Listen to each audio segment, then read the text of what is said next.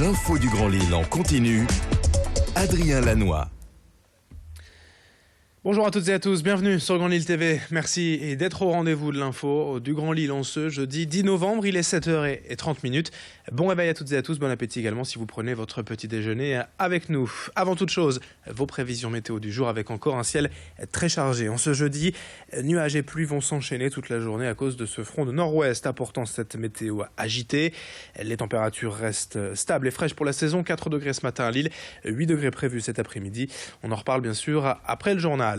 L'info trafic également à la une en direct en temps réel avec les ralentissements habituels déjà sur la 25 et la RN 41. Attention aussi à cet accident sur l'autoroute A1 à cause d'un accident donc à hauteur d'Hénin-Beaumont vers Lille. C'est assez loin de la métropole lilloise mais tout de même du monde bien sûr également sur la rocade nord-ouest et l'A22 d'ailleurs, un accident qui vient tout juste d'être signalé au carrefour de cette rocade nord-ouest et de l'A22 à hauteur d'Ouascal. Soyez prudents sur la route.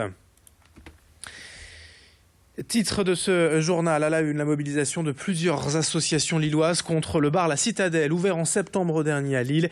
La Ligue des droits de l'homme, le MRAP, le Comité des sans-papiers, les syndicats Sud Solidaire, CGT FSU ou encore l'UNEF réclament la fermeture du bar.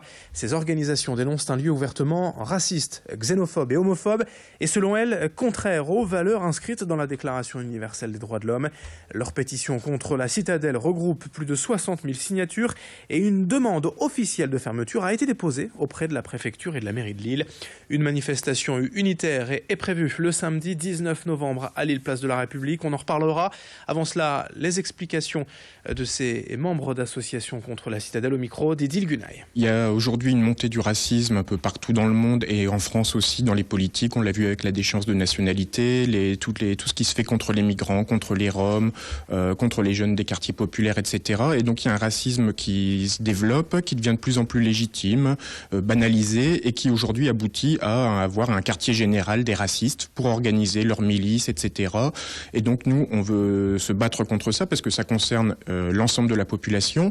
Et aujourd'hui, face à ce symbole d'un bar qui se revendique ouvertement, publiquement, qui veut avoir pignon sur rue pour défendre non seulement ses idées mais aussi ses pratiques racistes, c'est important d'avoir le mouvement le plus large, le plus unitaire possible. Autre info dans l'actualité, après l'agression du personnel soignant du centre hospitalier de Tourcoing mi-octobre, le député du Nord, Vincent Ledoux, est revenu hier à l'Assemblée nationale devant le gouvernement sur cette décision cette semaine du tribunal correctionnel de Lille de renvoyer le procès faute d'éléments nécessaires pour apprécier l'affaire. Selon lui, la comparution immédiate était bien suffisante pour appliquer une peine. Et s'il accepte tout de même les délais actuels de la justice française, le député maire de Ronques veut réformer un système qu'il estime inadapté auquel et surtout adhèrent de moins en moins les Français. On l'écoute joint hier par téléphone. Nous sommes dans un système judiciaire que nous devons, avec un rythme que nous devons accepter. Comme tout citoyen, je vais accepter ce rythme, mais je vais regarder de très près, je vais observer de très près pour en tirer les meilleurs enseignements et surtout faire en sorte que dans la prochaine majorité, on puisse adapter ce système de manière à ce que ces choses-là ne puissent plus se voir. Enfin, vous imaginez un peu, il y a un fait de violence toutes les 30 minutes dans les hôpitaux français. Ça voudrait dire que pour chaque fait de violence, c'est-à-dire toutes les 30 minutes, on met en place une procédure d'instruction longue qui encombrerait les tribunaux. La comparution immédiate, c'est le bon format pour décider, pour trancher et sanctionner. Info en bref aussi dans cette édition, Transpol annonce plus de transports en commun pour la journée fériée de demain. Tramway, métro et bus sont tous concernés avec des lignes et des fréquences renforcées pour permettre aux usagers de bien profiter de ce 11 novembre dans la métropole lilloise. Au chapitre fait divers à Lille, une adolescente de 16 ans soupçonnée d'infanticide. Fin octobre à Lille-Moulin, elle aurait accouché seule dans sa baignoire et le nouveau-né serait décédé quelques heures plus tard. Elle a été mise en examen et placée sous contrôle judiciaire dans un foyer éducatif. L'emploi aussi et cette campagne de l'agence Auxiliadom à Lille pour recruter 50 personnes, des postes d'auxiliaires de vie, de prise en charge de publics fragiles, âgés et handicapés.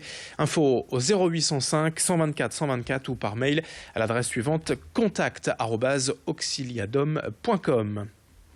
Dans le reste de cette édition, en direct, 7h34 sur Grand Lille TV, la menace des abeilles dans le monde. Certaines espèces viennent d'ailleurs d'être reconnues en voie de disparition, d'où l'idée de certains de participer à leur survie. Depuis 2013, une entreprise basée à à l'ERS. B-City propose en effet aux entreprises et aux collectivités locales de louer une ou plusieurs ruches sur leur terrain. Ce mardi, c'est à l'hôtel Clarence à Lille que l'équipe est venue installer 2 ruches dans les jardins. Les équipes de l'hôtel se sont engagées à s'en occuper et à récolter le miel qui servira aux cuisines du chef étoilé Nicolas Pourcheresse. Une façon de consommer un produit local en essayant de défendre la biodiversité.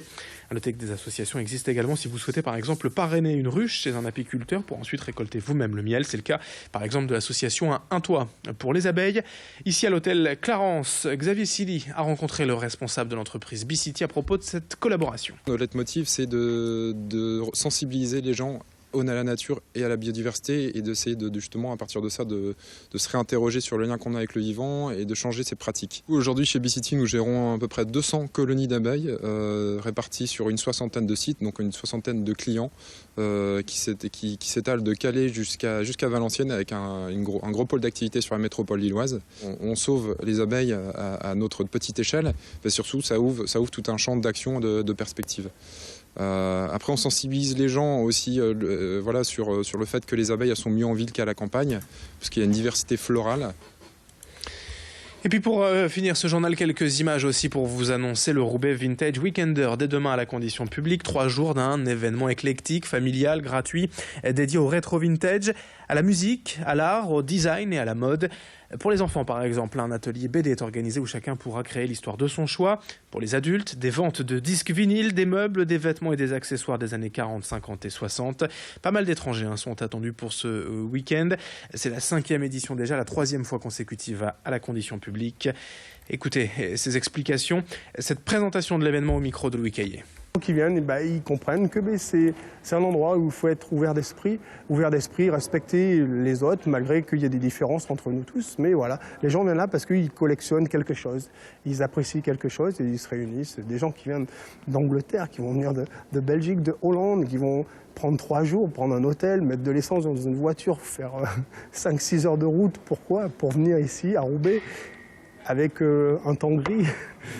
Mais parce qu'ici, il va faire beau, il va faire chaud à l'intérieur et que ces gens-là vont rencontrer d'autres gens qui ont les mêmes passions qu'eux. Et comme ça crée des réseaux qui existaient bien avant Facebook. 7h37 en direct. Dans un instant, vos prévisions météo et l'infotrafic en temps réel. L'info continue ce matin sur Grand Lille TV.